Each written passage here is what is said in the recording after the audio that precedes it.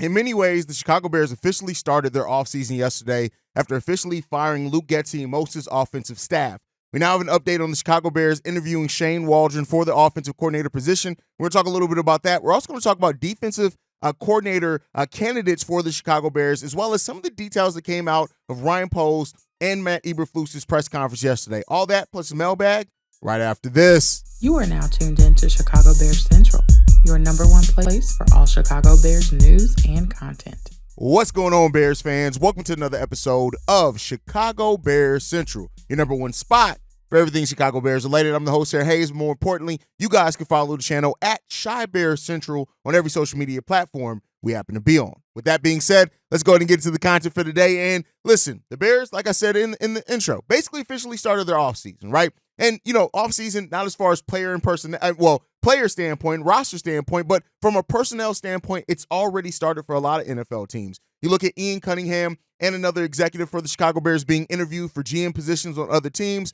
But the Bears started their own search yesterday after firing Luke Getsy as offensive coordinator by officially requesting an interview with Shane Waldron. Now, this is a guy who really fits a lot of the bill of what you would want for the Chicago Bears, right? At the end of the day, he's a guy who's been around the league for a while. He'd bring in some definite need for stability to that team. When you look at what he's also done with Geno Smith down there, maybe he can do another rehab project and kind of getting Justin Fields in the way that we need him to go. But regardless, like I said, I don't want to constantly make this offensive coordinator position and search just about Justin Fields. It's about the team, right? And it's about the direction that the team is going to go, and it's about developing right. No matter what, you want somebody at the offensive coordinator that's going to be dynamic in their play calling and be able to develop, whether it's Justin Fields and any other member of the Chicago Bears offense. We still got tons of players that need development, even outside of what happens with Justin Fields or if it's a rookie quarterback. So I understand why a lot of people talk about it from the standpoint of just Justin Fields, and that's fair to do, right? It's even fair to do if you're talking about it with the rookie quarterback. At the end of the day, bringing in Shane Waldron could be a really big get for the Chicago Bears.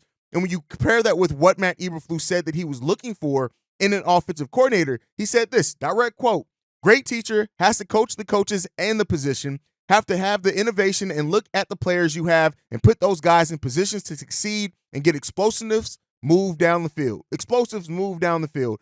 And Shane Waldron has done that. When you look at him taking over the offensive coordinator position for the Seattle Seahawks in 2021, that was Russell Wilson's final season there. And then what he's done with the rise of Geno Smith over there, who's proven to be a really good quarterback down there, where many people thought it was over with. But then when you look at outside of that, he's been on NFL teams for since 2017, right? Being with the Los Angeles Rams from 2017 to 2020, being with the Washington Redskins since 2016, then with the New England Patriots since 2008 through 9. This guy has been in the NFL coaching at different positions, of course, for almost 2 decades, right?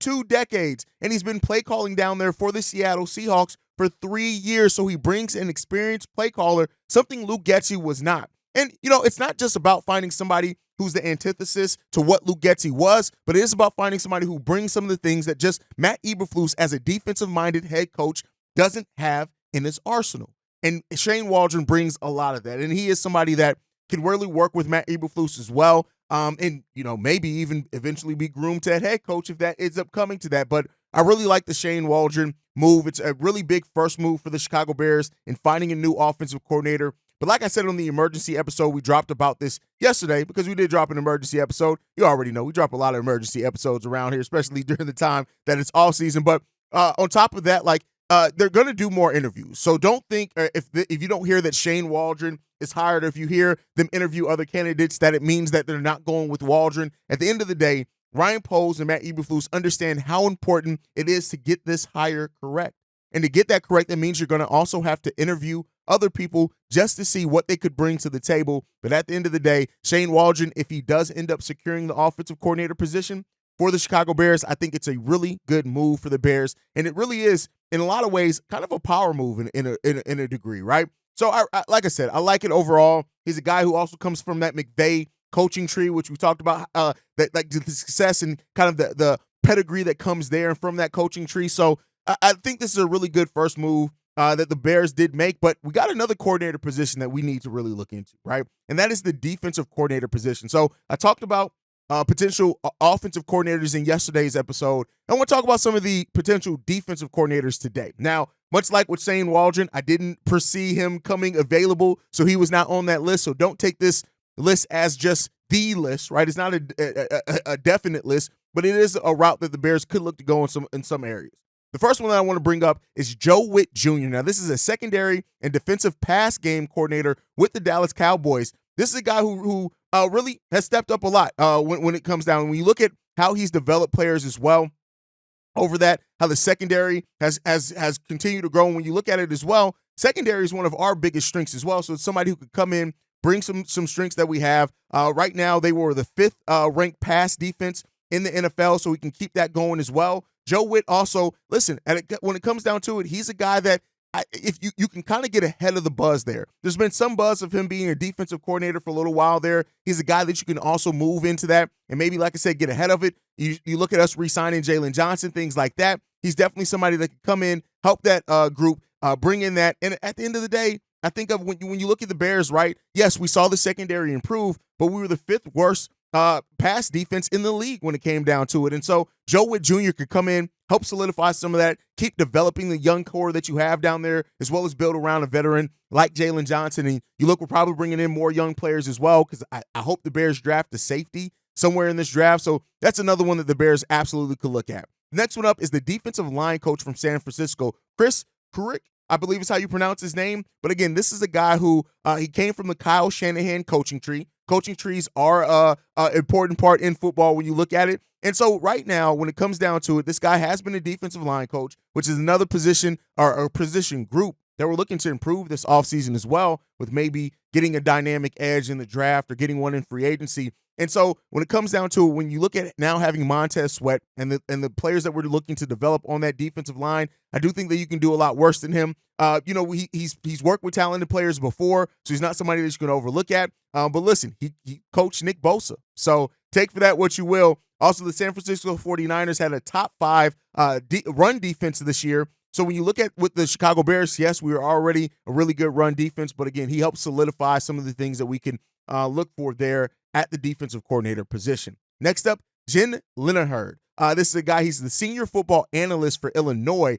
So, it may be a bit of a jump up to go out and get somebody and name him as your defensive coordinator.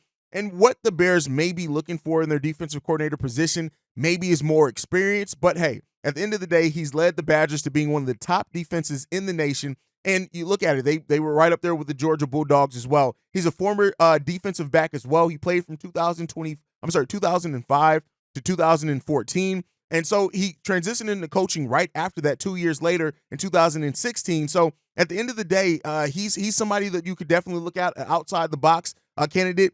In 5 seasons in coaching the Badgers as their defensive coordinator, he had a top 10 defense all of those years. So again, he's somebody that can definitely help. He joined Illinois' coaching staff that had the #1 defensive unit in football last year. So hey, that you can, again, kind of outside the box candidate there, but you can definitely look at him. Next up, Anthony Weaver. He's an associate head coach with the Baltimore Ravens, but also the defensive line coach. And I think that title of associate head coach is important here, right? I think he is one of the best candidates out there right now when you look at it, and especially with Baltimore now. You got to know what goes on with Baltimore. They could be looking for their own defensive coordinator, so he could get a rise up there. But the fact that he has that associate head coach title says a lot to me, because as we know, we're looking for somebody who does bring situational awareness that Matt Eberflus lacks at time, even on that defensive side of the ball. The Ravens also led the NFL last season with 35 sacks. So it's really something to look at. He has been coaching since 2012. He was with the New York Jets there. He's coached the defensive line since then. And so at the end of the day, I think that he's a guy that the Bears could absolutely look at to bring into this defensive coordinator position. And again, maybe you're more willing to go inexperienced there to a degree, considering that Matt Eberflus is your head coach. So that's somebody that the Bears could definitely take a look at. But let me know what you guys think, man. Those are some candidates that the Bears could take a look at for their defensive coordinator position, which is open to replace it. It's been open since Alan Williams left, and we'll see what ends up happening with that. I do think that this is something that, it's a fluid conversation, right? It's going to be a fluid search as well for that. And defensive coordinator isn't done yet. It's not done yet. And so when it comes down to it, the Bears are going to have their work in front of them to really find the really good coordinators to help kind of shore up some of the things that are missing in Matt Eberflus's game. And these guys could be candidates to do that. Now, with that said, we had a couple of comments, both from Ryan Poles, that I want to talk about today. And one of them was why he decided to hold on to Matt Eberflus. And he said this, right? Long quote here, so bear down with me. He said, "I really think that the head coach needs to guide the ship when he sees storms and really keep everything settled. When you go through hard times, you need to keep everyone together. I think that's like a critical piece in a big market like this. You have to be strong. If he's not jumping off the boat and everyone else starts jumping off the boat, it's a hot mess. So stability is a big piece of it.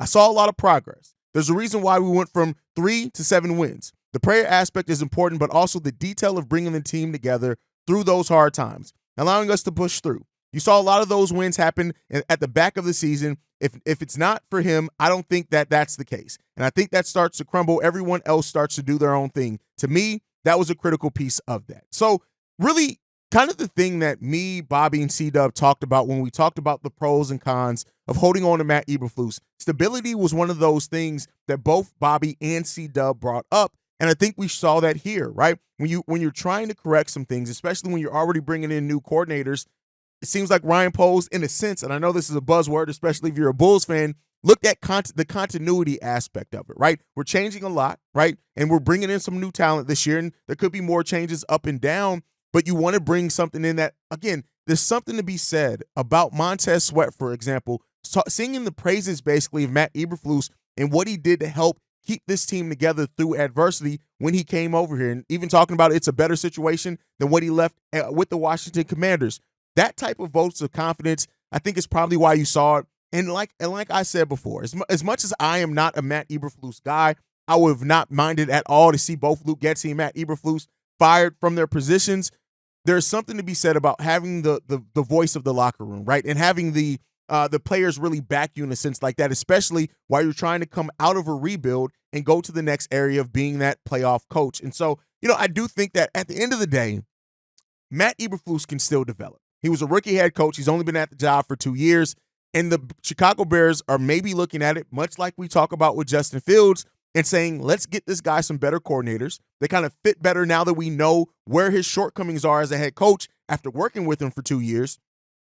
And let's see if bringing but bringing in better coaching staff and better coaches that can help support where Matt Eberflus falls short at, maybe we can start seeing him develop his own situational awareness and his not the leadership qualities, but his ability as a head coach. And if not, he's under contract for 2 more years, right? And so that doesn't mean that they can go the whole 2 years. We can be talking next year about them officially moving on from Matt Eberflus, which a lot of Bears fans think is likely. And I can't really argue that if they do think that, because that may be the case. But I think that's when you look at it. And, to hear that it took 2 days of deliberation, basically from the Bears executives of deciding the future of Matt Eberflus, that says a couple of things to me. Somebody went to bat for Matt Eberflus. Then on top of that, there are really some questions on if Matt Eberflus is the guy. And, you can answer some of those questions with another year, and then you don't have those regrets, right? So when they go back to the table at the end of the next season, they may be able to look back at the conversation and the debate they had for 2 days and say, all right, this is where we had some shortcomings at. This is where the sticking points were on why people thought that we shouldn't maybe bring back Matt Eberflus. What did he do to help fix and solve some of those things? And if it's not a lot, then more than likely next season you're probably looking at Matt Eberflus probably not being retained as the head coach. But for now, Matt Eberflus is, and we'll see where that ends up taking the Chicago Bears in the long run. Now, one thing as well that came out of yesterday's press conference was Ryan Poles' comments on Jaylen Johnson. And he said this. It's very simple, very straightforward. I feel really good about that situation. Jaylen is not going to go anywhere. And so to me, and he even followed up by saying it's just about getting at a table. We feel confident that we'll be able to agree upon a deal. And hopefully that does happen. I've talked about it before. I've gone up and down on Jaylen Johnson, coming back to the Chicago Bears team, a large part in because of his own comments. But once Jaylen started saying things like he wants to be a Chicago Bear, I think that some of that writing was on the wall that they're gonna get a deal done. And so hopefully they do. Like I said before, Jaylen Johnson, 24 years old.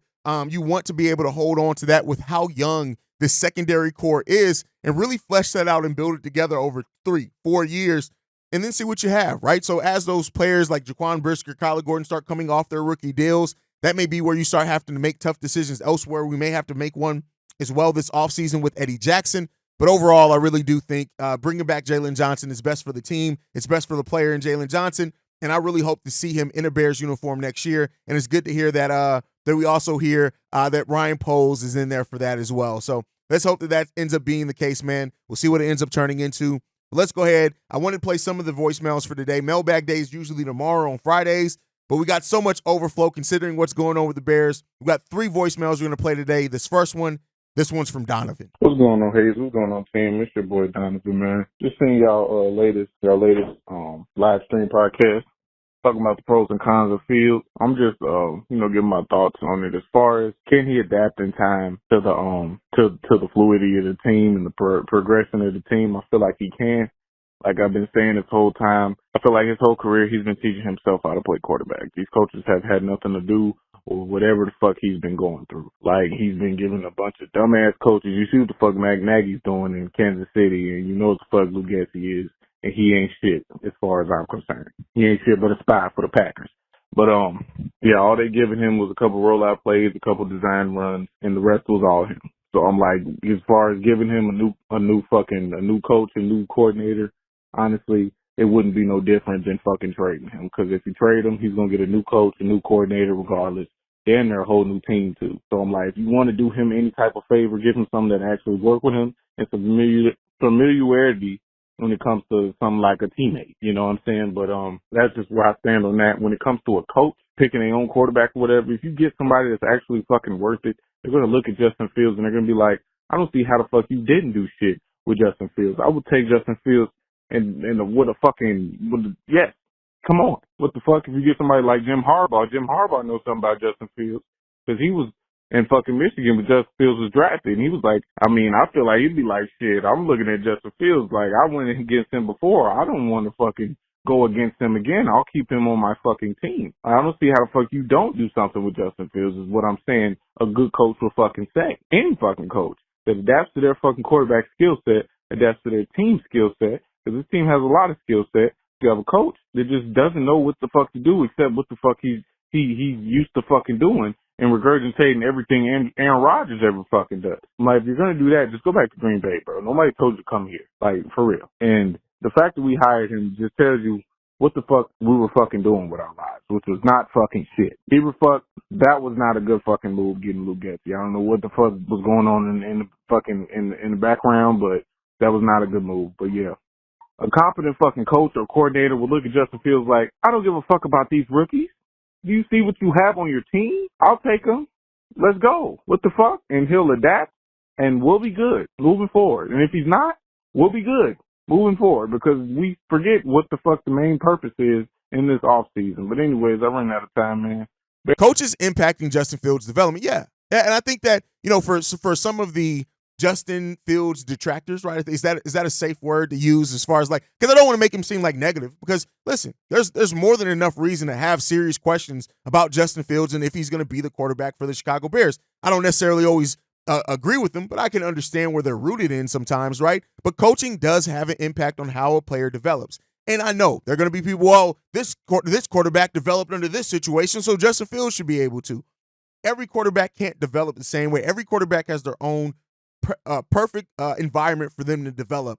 And maybe Justin just hasn't had his. And we'll see if the Bears are looking into creating that perfect environment to really see over these last couple of years what it means for Justin Fields, right? Even talking about, fifth-year option, Ryan Poles saying there's really hasn't been a discussion made on that, picking up that fifth-year option or not yet. So we'll end up seeing what happens with that, man. But I do think that the coaching staff and the shortcomings of that, especially a play caller like Luke Getsy, has had an impact on that. And ultimately, we'll see where it ends up coming to, what it ends up turning into. And I think that, if the Bears do decide another season of committing to Justin Fields and building this thing out around him, meaning getting a better offensive line, getting another weapon at wide receiver, that you got to find a new offensive coordinator now. And then we can see kind of eliminate, like I've always worded it as eliminating all questions so that way you can just focus on what Justin is and is not doing. And you don't have that, well, Luke Getsy called a bad game there. So, I think that's an impact. And, also there is something to be said that for the Bears fans to say, well, maybe Luke Getsy dumbed down the system for Fields.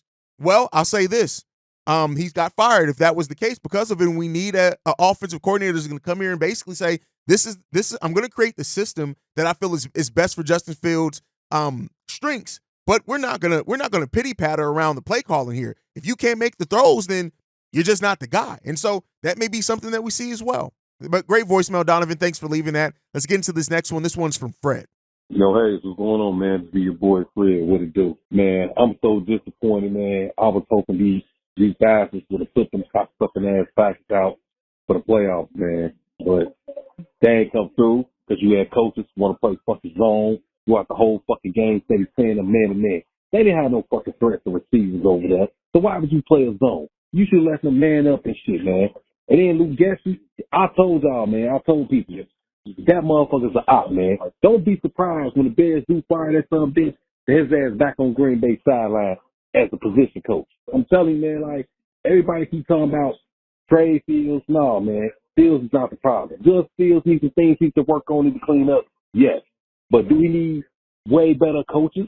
Yes. He never had that in his career. That's why I keep telling people that Fields came into a fucked up situation when the Bears drafted him. He didn't have weapons. He didn't have a line. He didn't have good fucking coaches. Now, if he got drafted to the 49ers, we'll be talking about a different story with Justin Fields. So, with that being said, man, I don't think the Bears should give up on Fields and draft another quarterback. You get him some weapons. You fix that O-line. You get him way better coaches that know what the fuck they doing. And you give him a few pieces of shit on the defense. And you set. Now you bound and ready to be a playoff team and shit, man.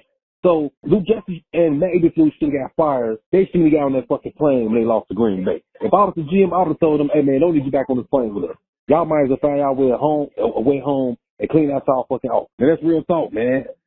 Because it's sad that we got Chicago fans and main media that's not seeing this shit. That's not understanding where we coming, that we watching the same game. They gonna show you that dumb motherfuckers don't know what the fuck they're talking about. They so, let's give up on Fields. Give up on Fields. Trade him. The Bears not going to trade that, man. They can go get the right fucking coaches like I told people. Eberflus was not Ryan Poles' guy. Ryan Poles going to actually get the guy that he wants that's going to fit the Fields. And Fields take off next season, we're going to see it. We're going to say, hey, it wasn't Fields all the time. It was some funky-ass coaches that was holding him back. So hopefully Poles gets this shit right, as far as getting the team right and everything, and get the right coaches, man. And the Bears can go in a way better direction, and he can stand on what he said, taking the north and never getting it back, man. But until then, I'm just waiting to see when Luke Getsy going to get fired, because Bears should have got fired on Monday. But until then, man, y'all fellas stay up, continue doing what y'all doing, man. Chicago up, I guess bear the fuck down.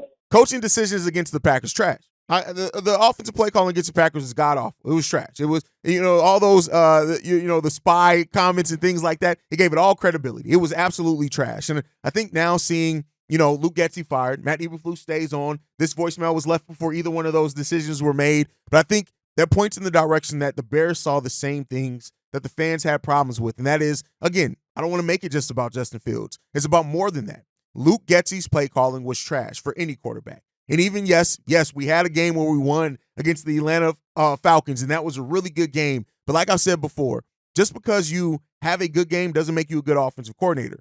Just like having a bad game doesn't necessarily make you a bad offensive coordinator. You got to go through and read out everything in totality. And when you look at the now 34 games that has Luke Getsy as the offensive coordinator, to me there was way more negatives in that than positives, and clearly the Bears saw it the same way. And so we're going to see what decision they make with the future of the offensive coordinator position and what that ends up meaning for the team in the long run. But great voicemail over there from Fred, even though Fred went the hell off.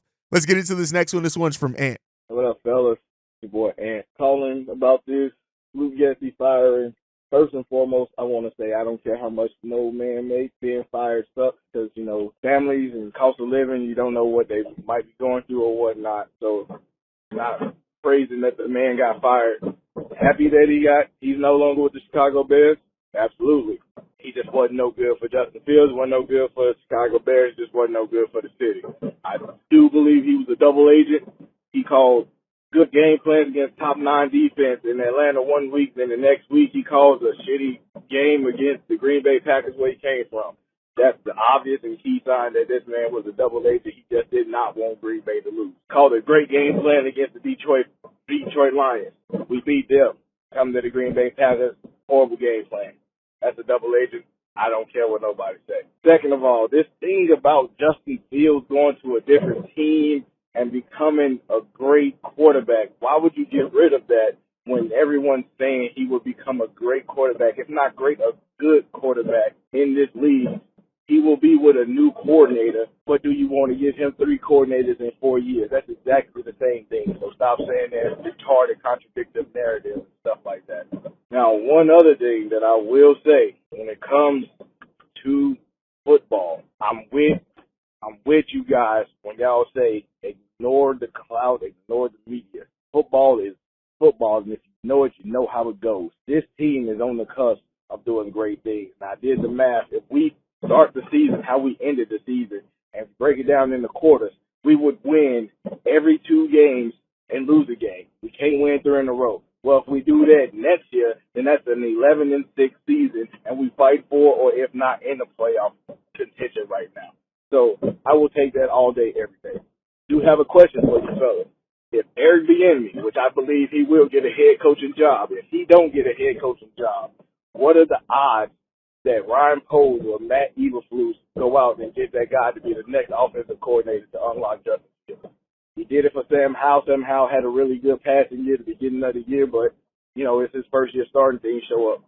I believe Eric Bieniemy can unlock Justin Fields because he's that good of a coordinator. Let me know what you guys think. Tie up, bear down. Appreciate it, fellas. Eric Bieniemy as the new offensive coordinator. Here's the thing that I said. I always think that Bieniemy is a long shot to stay on as offensive coordinator. I think head coach is the next progression for him. We don't know what the Commanders are going to do with him. Technically, the Bears could interview him if they want to, and we'll see what happens with that one. I do agree with you, though. The point that I want to focus on, this team is on the cusp of something. It is. And I think that even if you just look at the defense and then look at the weapons that we have on the offense, if we just could utilize them better and get them the ball a little bit more, there is something to be said that this team is on the cusp of becoming that playoff team. We could. When you look, to your point, you look at if we started off the season stronger, we would have been in playoff contention. It wouldn't have just been the Packers fighting in that last game for a playoff spot. It could have been us as well, right? And, you know, that's why having a strong start, that's why building off the foundation that we have now, so we don't have the season that we start off losing 4 games in a row, that's important because if you take that away and even if you split it, let's say you go 500 over that time, you're then in playoff contention. Then you take the games that you lost with a double-digit lead in the 4th, you win 1, 2 of those games, you're definitely in the playoffs at that point in time. So you can't just, and again, I don't want to make it seem like it's that simple. You can't just look at that. You have to look at the reasons why you lost those games, but there's really reason to think if the Bears do the right thing this offseason, we could be talking about a playoff series next year, and let's hope that's the case. But thank you guys all for leaving a voicemail. Make sure you guys are following the show at Shy Bears Central. You can send us any feedback, questions, comments, concerns, ChicagoBearsCentral@gmail.com. And then lastly, if you want to leave a text message and or voicemail for the mailbag, the number to do so, 773-270-2799. We are the #1 spot for everything Chicago Bears related, thanks to you guys. And like I like to end every episode on, Chi-Town up, but bear down. Love you guys. Peace, y'all. This has been a presentation of the Break Media.